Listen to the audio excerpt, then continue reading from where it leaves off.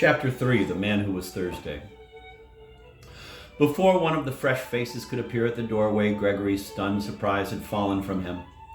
He was beside the table with a bound, and a noise in his throat like a wild beast. He caught up the Colt's revolver and took aim at Syme. Syme did not flinch, but he put up a pale and polite hand. "Don't be such a silly man," he said, with the effeminate dignity of a curate. "Don't you see it's not necessary? Don't you see that we're both in the same boat? Yes, and jolly seasick?" Gregory could not speak, but he could not fire either, and he looked his question.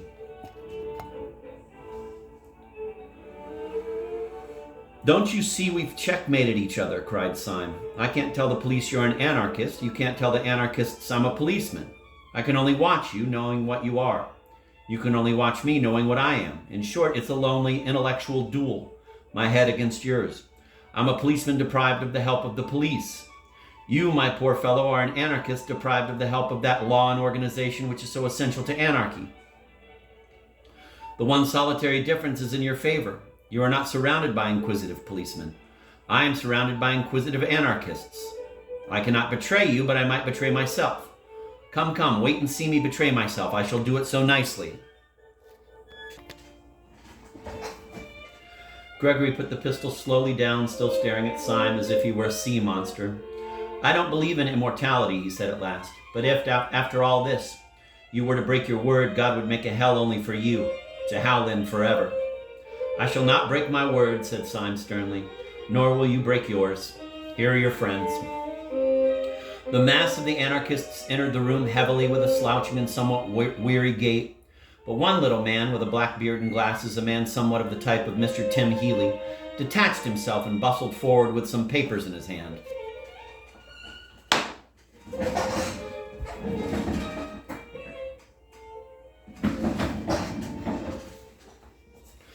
"Comrade Gregory," he said, "I suppose this man is a delegate?" Gregory, taken by surprise, looked down and muttered the name of Syme, but Syme replied almost pertly, "I am glad to see that your gate is well enough guarded to make it hard for anyone to be here who was not a delegate." The brow of the little man with the black beard was, however, still contracted with something like suspicion. "What branch do you represent?" he asked sharply. "I should hardly call it a branch," said Syme, laughing. "I should call it at the very least a root." "What do you mean?" "The fact is," said Syme serenely, "the truth is I am a Sabbatarian. I have been specially sent here to see that you show a due observance of Sunday." The little man dropped one of his papers, and a flicker of fear went over all the faces of the group. Evidently the awful president, whose name was Sunday, did sometimes send down such irregular ambassadors to such branch meetings. "Well, comrade," said the man with the papers after a pause, "I suppose we'd better give you a seat in the meeting?" "If you ask my advice as a friend," said Syme with severe benevolence, "I think you'd better." When Gregory heard the dangerous dialogue end with a sudden safety for his rival, he rose abruptly and paced the floor in painful thought. He was, indeed, in an agony of diplomacy. It was clear that Syme's inspired impudence was likely to bring him out of all mere accidental dilemmas. Little was to be hoped from them. He could not himself betray Syme, partly from honor, but partly also because if he betrayed him and for some reason failed to destroy him, the Syme who escaped would be a Syme freed from all obligation of secrecy, a Syme who would simply walk to the nearest police station. After all, it was only one night's discussion and only one detective who would know of it. He would let out as little as possible of their plans that night and then let Syme go and chance it.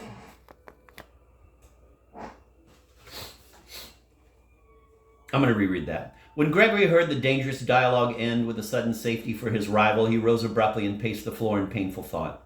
He was indeed in an agony of diplomacy.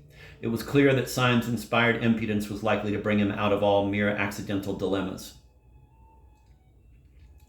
Little was to be hoped from them. He could not himself betray Syme, partly from honor, but partly also because, if he betrayed him and for some reason failed to destroy him, the Syme who escaped would be a Syme freed from all obligation of secrecy, a Syme who would simply walk to the nearest police station. After all, it was only one night's discussion, and only one detective who would know of it. He would let out as little as possible of their plans that night, and then let Syme go and chance it. He strode across to the group of anarchists, which was already distributing itself along the benches. "I think it is time we began," he said. "The steam tug is waiting on the river already. I move that Comrade Buttons takes the chair." This being approved by a show of hands, the little man with the paper slipped into the presidential seat. "Comrades," he began, as sharp as a pistol shot, Our meeting tonight is important, though it need not be long. This branch has always had the honor of electing Thursdays for the Central European Council. We have elected many and splendid Thursdays. We all lament the sad decease of the heroic worker who occupied the post until last week. As you know, his services to the cause were considerable. He organized the great dynamite coup of Brighton, which, under happier circumstances, ought to have killed everybody on the pier. As you also know, his death was as self-denying as his life, for he died through his faith in a hygienic mixture of chalk and water as a substitute for milk, which beverage he regarded as barbaric and as involving cruelty to the cow.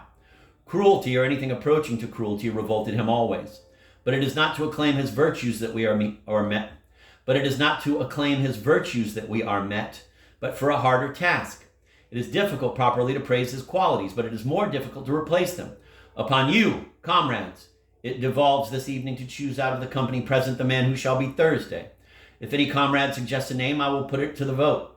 If no comrade suggests a name, I can only tell myself that that dear dynamiter who was gone from us has carried into the unknowable abysses the last secret of his virtue and his innocence.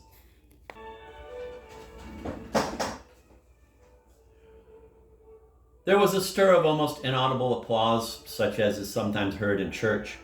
Then a large old man with a long and venerable white beard, perhaps the only real working man present, rose lumberingly and said, "I move that Comrade Gregory be elected Thursday," and sat lumberingly down again. "Does anyone second?" asked the chairman.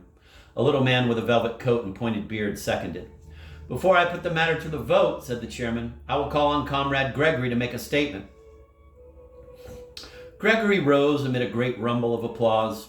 His face was deadly pale, so that by contrast his queer red hair looked almost scarlet.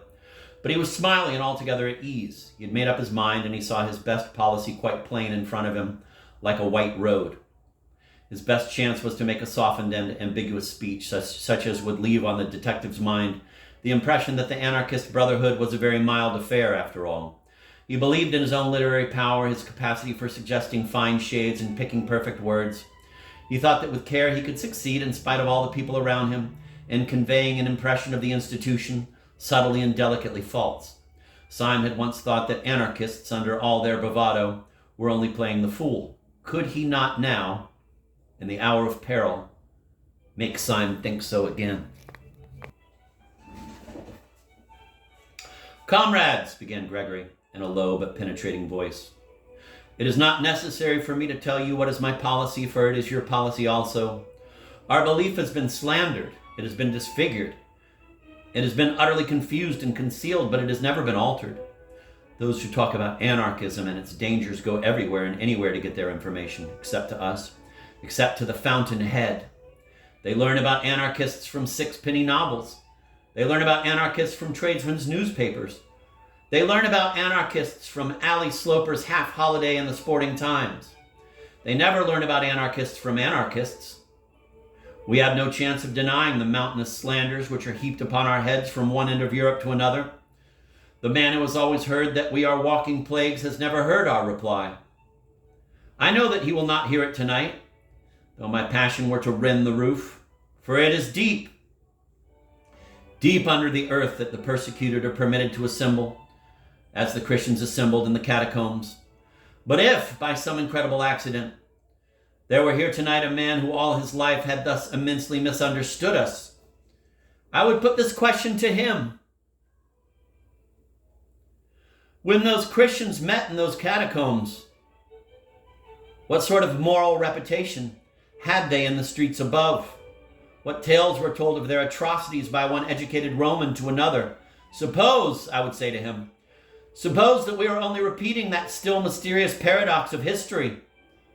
Suppose we seem as shocking as the Christians because we are really as harmless as the Christians. Suppose we seem as mad as the Christians because we are really as meek.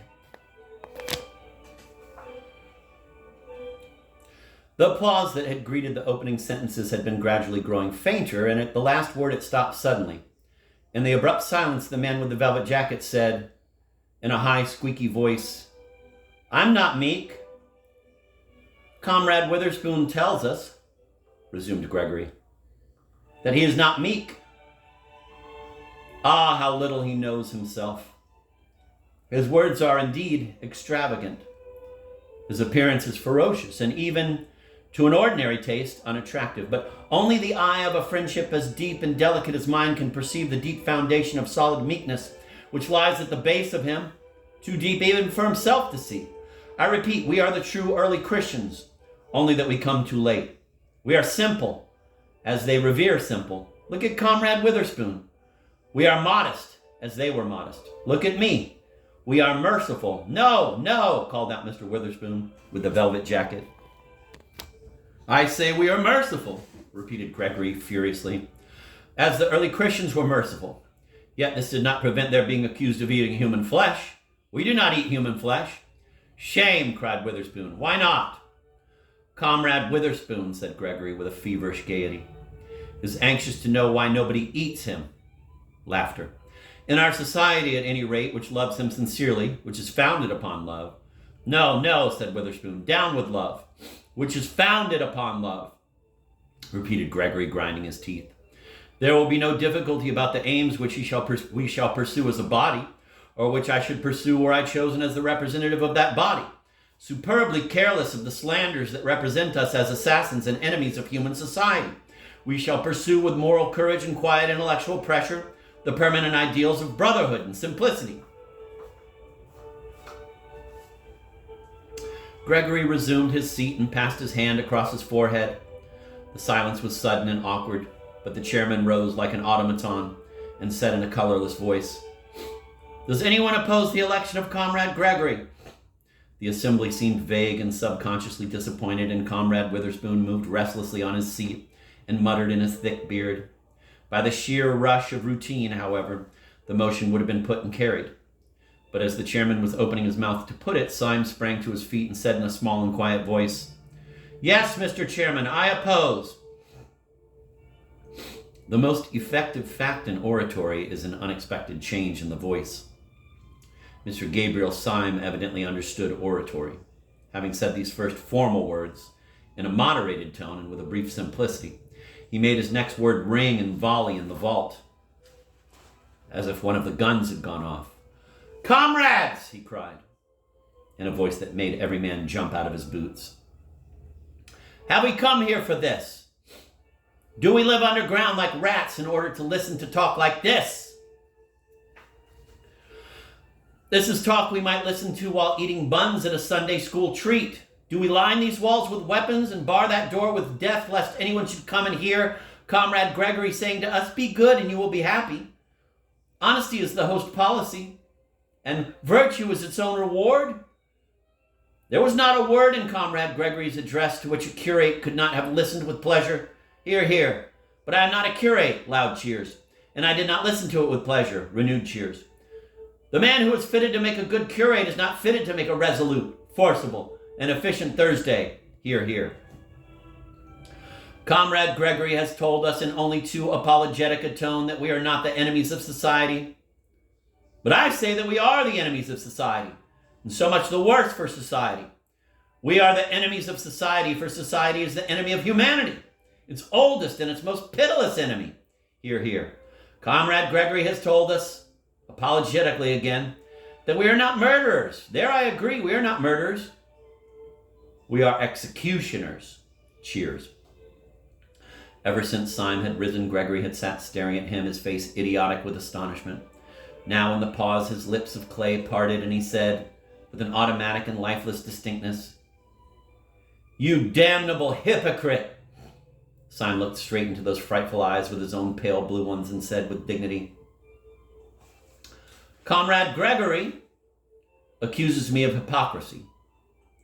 He knows as well as I do that I am keeping all my engagements and doing nothing but my duty. I do not mince words. I do not pretend to. I say that Comrade Gregory is unfit to be Thursday for all his amiable qualities. He is unfit to be Thursday because of his amiable qualities. We do not want the Supreme Council of Anarchy infected with a maudlin mercy. Hear, hear. This is no time for ceremonial politeness. Neither is it a time for ceremonial modesty.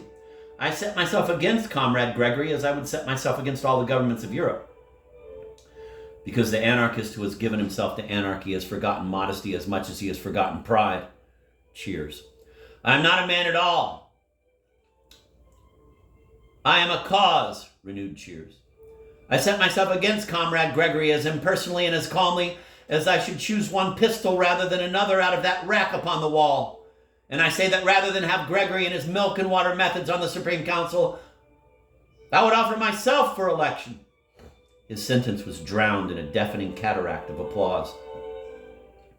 The faces that had grown fiercer and fiercer with approval at his tirade grew more and more uncompromising, were now distorted with grins of anticipation or cloven with delighted cries. At the moment when he announced himself as ready to stand for the post of Thursday, a roar of excitement and assent broke forth and became uncontrollable, and at the same moment Gregory sprang to his feet, with foam upon his mouth, and shouted against the shouting. "Stop, you blasted madmen!" he cried, at the top of a voice that tore his throat. "Stop, you!" But louder than Gregory's shouting and louder than the roar of the room came the voice of Syme, still speaking in a peal of pitiless thunder. "I do not go to the council to rebut that slander that calls us murderers. I go to earn it!" Loud and prolonged cheering.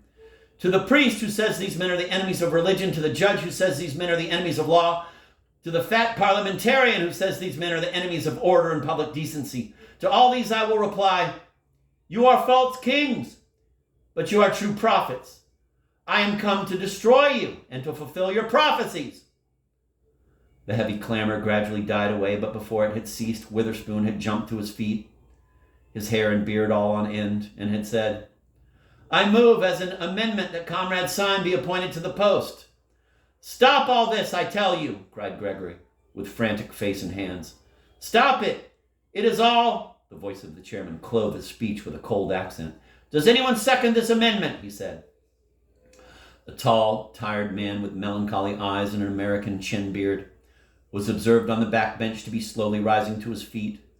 Gregory had been screaming for some time past. Now there was a change in his accent, more shocking than any scream. "I end all this," he said, in a voice as heavy as stone. "This man cannot be elected. He is a—" "Yes," said Syme, quite motionless. "What is he?" Gregory's mouth worked twice without sound. Then slowly the blood began to crawl back into his dead face. "He is a man quite inexperienced in our work," he said, and sat down abruptly. Before he had done so, the long, lean man with the American beard was again upon his feet and was repeating in a high American monotone, "I beg to second the election of Comrade Syme." "The amendment will, as usual, be put first," said Mr. Buttons, the chairman, with mechanical rapidity. "The question is that Comrade Syme—" Gregory had again sprung to his feet, panting and passionate. "Comrades," he cried out, "I'm not a madman." Oh, said Mr. Witherspoon. "I'm not a madman," reiterated Gregory with a frightful sincerity which for a moment staggered the room. "But I give you a counsel which you can call mad if you like. No, I will not call it a counsel, for I can give you no reason for it. I will call it a command. Call it a mad command, but act upon it. Strike, but hear me. Kill me, but obey me. Do not elect this man." Truth is so terrible, even in fetters, that for a moment Syme's slender and insane victory swayed like a reed. But you could not have guessed it from Syme's bleak blue eyes. He merely began, "Comrade Gregory commands—" Then the spell was snapped and one anarchist called out to Gregory, "Who are you? You are not Sunday." And another anarchist added in a heavier voice, "And you are not Thursday." "Comrades," said Gregory in a voice like that of a martyr who in an ecstasy of pain has passed beyond pain, "it is nothing to me whether you detest me as a tyrant or detest me as a slave. If you will not take my command, accept my degradation. I kneel to you. I throw myself at your feet. I implore you, do not elect this man." "Comrade Gregory," said the chairman after a painful pause, "this is really not quite dignified." For the first time in the proceedings, there was for a few seconds a real silence.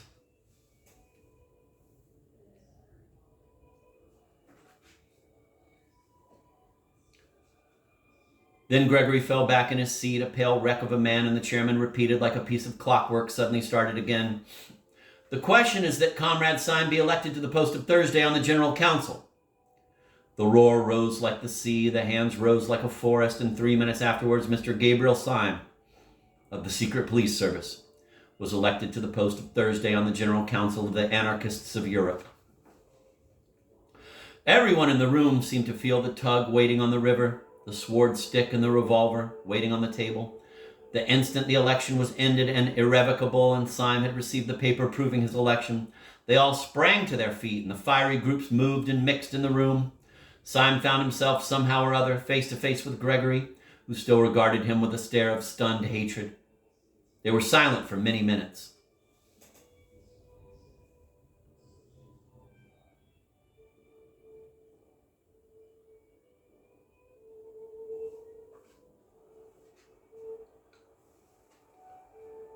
"You are a devil," said Gregory at last. "And you are a gentleman," said Syme with gravity. "It was you that entrapped me," began Gregory, shaking from head to foot. "Entrapped me into—" "Talk sense," said Syme shortly. "Into what sort of devil's parliament have you entrapped me, if it comes to that? You made me swear before I made you. Perhaps we are both doing what we might think right. Perhaps we are both doing what we think right. But what we think right is so damn different that there can be nothing between us in the way of concession. There is nothing possible between us but honor and death." And he pulled the great cloak about his shoulders and picked up the flask from the table.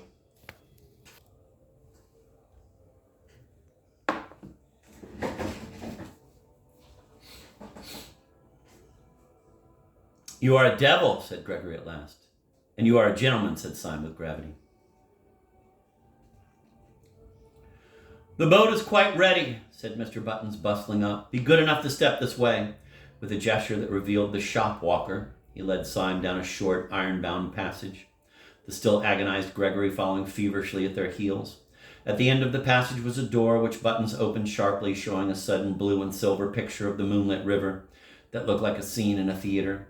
Close to the opening lay a dark, dwarfish steam launch, like a baby dragon with one red eye. Almost in the act of stepping on board, Gabriel Syme turned to the gaping Gregory. "You have kept your word," he said gently, with his face in shadow. "You are a man of honor, and I thank you. You have kept it even down to a small particular. There was one special thing you promised me at the beginning of the affair, and which you have certainly given me by the end of it." "What do you mean?" cried the chaotic Gregory. "What did I promise you?" "A very entertaining evening," said Syme, and he made a military salute with the sword stick as the steamboat slid away.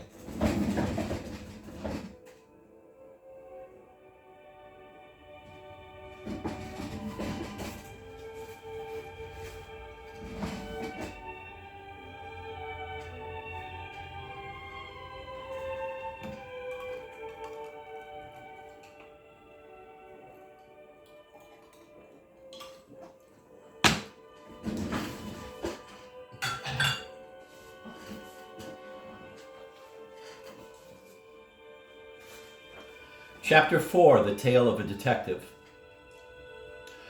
Gabriel Syme was not merely a detective who pretended to be a poet. He was really a poet who had become a detective. Nor was his hatred of anarchy hypocritical. He was one of those who are driven early in life into too conservative an attitude by the bewildering folly of most revolutionists. He had not attained it by any tame tradition. His respectability was spontaneous and sudden, a rebellion against rebellion. He came of a family of cranks in which all the oldest people had all the newest notions. One of his uncles always walked about without a hat, and another had made an unsuccessful attempt to walk about with a hat and nothing else. His father cultivated art and self-realization. His mother went in for simplicity and hygiene. Hence the child, during his tenderer years, was wholly unacquainted with any drink between the extremes of absinthe and cocoa, of both of which he had had a healthy dislike. The more his mother preached a more than Puritan abstinence, the more did his father expand into a more than pagan latitude. And by the time the former had come to enforcing vegetarianism, the latter had pretty well reached the point of defending cannibalism.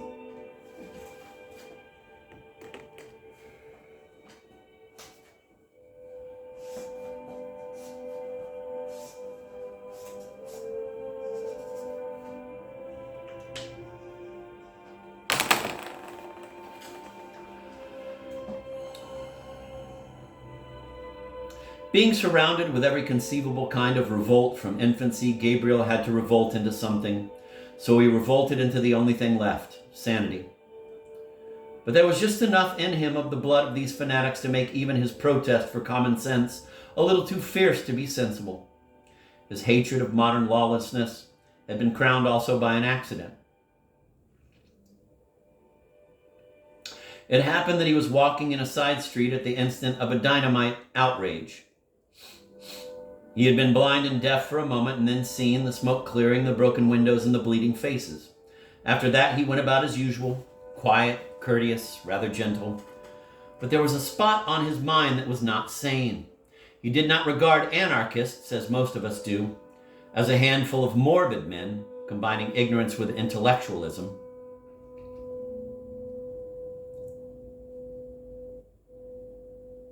He regarded them as a huge and pitiless peril, like a Chinese invasion.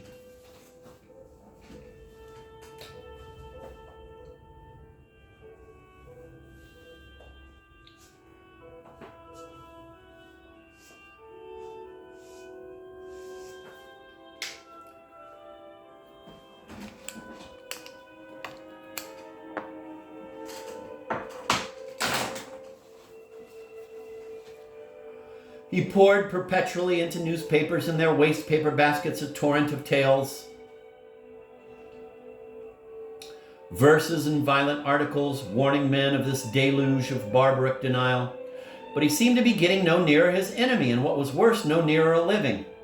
As he paced the Times embankment, bitterly biting a cheap cigar and brooding on the advance of anarchy, there was no anarchist with a bomb in his pocket so savage or so solitary as he.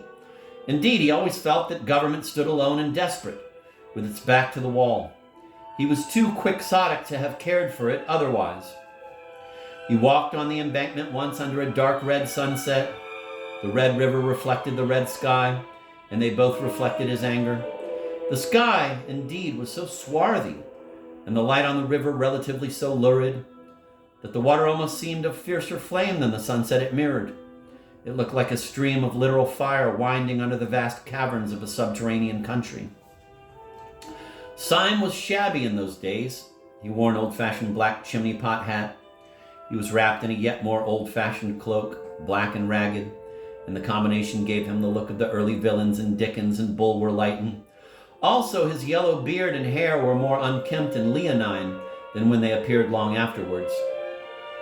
Cut and pointed on the lawns of Saffron Park, a long, lean black cigar bought in Soho for 2p stood out from between his tightened teeth, and altogether he looked a very satisfactory specimen of the anarchists upon whom he had vowed a holy war. Perhaps this was why a policeman on the embankment spoke to him and said, "Good evening."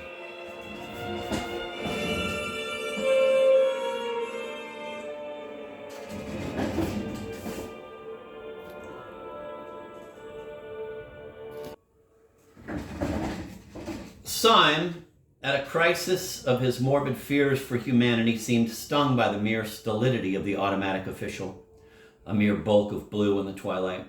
"A good evening, is it?" he said sharply. "You fellows would call the end of the world a good evening. Look at that bloody red sun and that bloody river. I tell you, if that were literally human blood, spilt and shining, you would still be standing here as solid as ever, looking out for some poor harmless tramp whom you could move on. You policemen are cruel to the poor. But I could forgive you even your cruelty if it were not for your calm." "If we are calm," replied the policeman, "it is the calm of organized resistance." "Eh?" said Syme, staring. "The soldier must be calm in the thick of the battle," pursued the policeman. "The composure of an army is the anger of a nation." "Good God, the board schools," said Syme. "Is this undenominational education?" "No," said the policeman sadly. "I never had any of those advantages. The board schools came after my time. What education I had was very rough and old-fashioned, I am afraid." "Where did you have it?" asked Syme, wondering. "Oh, at Harrow," said policeman. The class sympathies which, false as they are the truest things in so many men, broke out of Syme before he could control them. "But good Lord, man," he said, "you oughtn't to be a policeman." The policeman sighed and shook his head. "I know," he said solemnly. I know I am not worthy. But why did you join the police? Asked Syme with rude curiosity. For much the same reason that you abused the police, replied the other. I found that there was a special opening in the service for those whose fears for humanity were concerned rather with the aberrations of the scientific intellect than with the normal and excusable, though excessive, outbreaks of the human will. I trust I make myself clear. If you mean that you make your opinion clear, said Syme, I suppose you do, but as for making yourself clear, it is the last thing you do. How comes a man like you to be talking philosophy in a blue helmet on the Times embankment? You have evidently not heard of the latest development in our police system, replied the other. I am not surprised at it. We are keeping it rather dark from the educated class, because that class contains most of our enemies. But you seem to be exactly in the right frame of mind. I think you might almost join us. Join you in what? Asked Syme. I will tell you, said the policeman slowly. This is the situation. The head of one of our departments, one of the most celebrated detectives in Europe, has long been of opinion that a purely intellectual conspiracy would soon threaten the very existence of civilization. He is certain that the scientific and artistic worlds are silently bound in a crusade against the family and the state. He has, therefore, formed a special corps of policemen who are also philosophers. It is their business to watch the beginnings of this conspiracy, not merely in a criminal, but in a controversial sense. I am a Democrat myself, and I am fully aware of the value of the ordinary man in matters of ordinary valor or virtue. But it would obviously be undesirable to employ the common policeman in an investigation which is also a heresy hunt. Syme's eyes were bright with a sympathetic curiosity. What do you do then? He said. The work of the philosophical policeman, replied the man in blue, is at once bolder and more subtle than that of the ordinary detective. The ordinary detective goes to pot houses to arrest thieves. We go to artistic tea parties to detect pessimists. The ordinary detective discovers from a ledger or a diary that a crime has been committed. We discover from a book of sonnets that a crime will be committed. We have to trace the origin of those dreadful thoughts that drive men on at last to intellectual fanaticism and intellectual crime. We were only just in time to prevent the assassination at Hartlepool, and that was entirely due to the fact that our Mr. Wilkes, a smart young fellow, thoroughly understood a trialet. Do you mean, asked Syme, that there is really as much connection between crime and the modern intellect as all that? You are not sufficiently democratic, answered the policeman. But you were right when you said just now that our ordinary treatment of the poor criminal was a pretty brutal business. I tell you, I am sometimes sick of my trade when I see how perpetually it means merely a war upon the ignorant and the desperate. But this new movement of ours is a very different affair. We deny the snobbish English assumption that the uneducated are the dangerous criminals. We remember the Roman emperors. We remember the great poisoning princes of the Renaissance. We say that the dangerous criminal is the educated criminal. We say that the most dangerous criminal now is the entirely lawless modern philosopher. Compared to him, burglars and bigamists are essentially moral men. My heart goes out to them. They accept the essential ideal of man. They merely seek it wrongly. Thieves respect property. They merely wish the property to become their property, that they may more perfectly respect it. But philosophers dislike property as property. They wish to destroy the very idea of personal possession. Bigamists respect marriage, or they would not go through the highly ceremonial and even ritualistic formality of bigamy. But philosophers despise marriage as marriage. Murderers respect human life. They merely wish to attain a greater fullness of human life in themselves by the sacrifice of what seems to them to be lesser lives. But philosophers hate life itself, their own as much as other people's. Syme struck his hands together. How true that is, he cried. I have felt it from my boyhood, but never could state the verbal antithesis. The common criminal is a bad man, but at least he is, as it were, a conditional good man. He says that if only a certain obstacle be removed, say a wealthy uncle, he is then prepared to accept the universe and to praise God. He is a reformer, but not an anarchist. He wishes to cleanse the edifice, but not to destroy it. But the evil philosopher is not trying to alter things, but to annihilate them. Yes, the modern world has retained all those parts of police work which are really oppressive and ignominious. The harrying of the poor, the spying upon the unfortunate.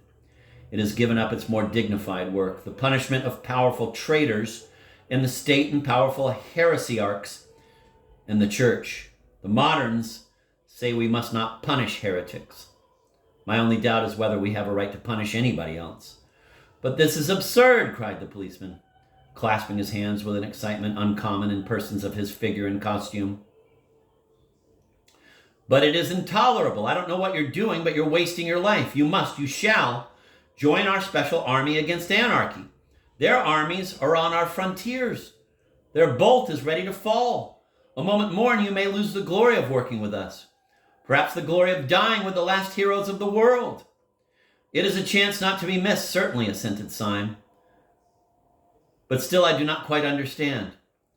I know as well as anybody that the modern world is full of lawless little men and mad little movements. But beastly as they are, they generally have the one merit of disagreeing with each other. How can you talk of their leading one army or hurling one bolt? What is this anarchy?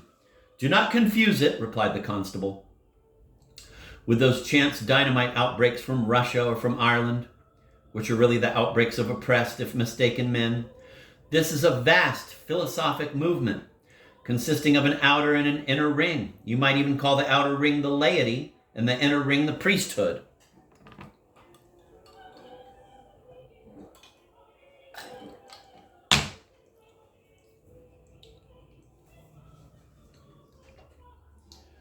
I prefer to call the outer ring the innocent section and the inner ring the supremely guilty section. The outer ring, the main mass of their supporters, are merely anarchists, that is, men who believe that rules and formulas have destroyed human happiness. They believe that all the evil results of human crime are the results of the system that has called it crime. They do not believe that the crime creates the punishment. They believe that the punishment has created the crime. They believe that if a man seduced 7 women, he would naturally walk away as blameless as the flowers of spring. They believe that if a man picked a pocket, he would naturally feel exquisitely good. These I call the innocent section. Oh, said Syme, naturally, therefore these people talk about a happy time coming, the paradise of the future, mankind freed from the bondage of vice and the bondage of virtue, and so on. And so also the men of the inner circle speak, the sacred priesthood. They also speak to applauding crowds of the happiness of the future and of mankind freed at last, but in their mouths, and the policeman lowered his voice, in their mouths, these happy phrases have a horrible meaning. They are under no illusions. They are too intellectual to think that man upon this earth can ever be quite free of original sin in the struggle, and they mean death. When they say that mankind shall be free at last, they mean that mankind shall commit suicide. When they talk of a paradise without right or wrong, they mean the grave. They have but 2 objects, to destroy first humanity and then themselves. That is why they throw bombs instead of firing pistols. The innocent rank and file are disappointed because the bomb has not killed the king, but the high priesthood are happy because it has killed somebody. How can I join you? Asked Syme with a sort of passion. I know for a fact that there is a vacancy at the moment, said the policeman, as I have the honor to be somewhat in the confidence of the chief of whom I have spoken. You should really come and see him, or rather, I should not say see him. Nobody ever sees him, but you can talk to him if you like. Telephone? Inquired Syme with interest. No, said the policeman placidly. He has a fancy for always sitting in a pitch-dark room. He says it makes his thoughts brighter. Do come along. Somewhat dazed and considerably excited, Syme allowed himself to be led to a side door in the long row of buildings of Scotland Yard. Almost before he knew what he was doing, he had been passed through the hands of about 4 intermediate officials and was suddenly shown into a room, the abrupt blackness of which startled him like a blaze of light. It was not the ordinary darkness in which forms can be faintly traced. It was like going suddenly stone blind. Are you the new recruit? Asked a heavy voice. And in some strange way, though there was not the shadow of a shape in the gloom, Syme knew 2 things. First, that it came from a man of massive stature, and second, that the man had his back to him. Are you the new recruit? Said the invisible chief, who seemed to have heard all about it. All right, you are engaged. Syme, quite swept off his feet, made a feeble fight against this irrevocable phrase. I really have no experience, he began. No one has any experience, said the other, of the Battle of Armageddon. But I am really unfit. You are willing. That is enough, said the unknown.